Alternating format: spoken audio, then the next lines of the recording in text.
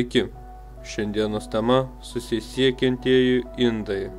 Susisiekiantieji indai – tai du arba keletas atvirų indų, kurių apatinės dalys sujungtos viena su kita. Kaip matote, čia pavaizduota laboratoriniai susisiekiantieji indai. Šie indai buityje yra naudojami plačiai, pavyzdžiui, sifonai ar batinukai, laistytuvai ir daugelis kitų. Šiame bandyme parodysiu, kaip skysčiai elgiasi susisiekiančiuose induose.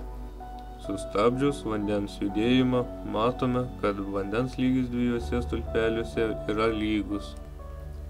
Kai be pakreiptume indą, vandens lygis abiejose stulpeliuose bus vienodas. Ir tai galioja tik vienalyčiams skysčiams. Išskyrus tik tada, kai susisiekiančių indų spindulys skiriasi. Dabar paimkime du nevienalyčius skysčius ir tokį patį bandymą atliksime su aliejumi ir vandeniu. Kaip matote, aliejos ir vandens lygiai skiriasi. Ir pakreipę indą, aliejos ir vandens lygiai skiriasi. Iš bandymo pastebėta, kad į indą supylus skirtingo tankio skysčius pakilimo aukštis yra nevienodas. Aukštesnis skysčio stulpelis H1 atsveria žemesnį stulpelį H2.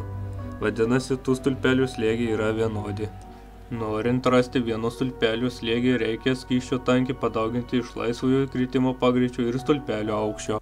Su jumis buvo teorinis ir eksperimentinis fizikos kanalas. Iki.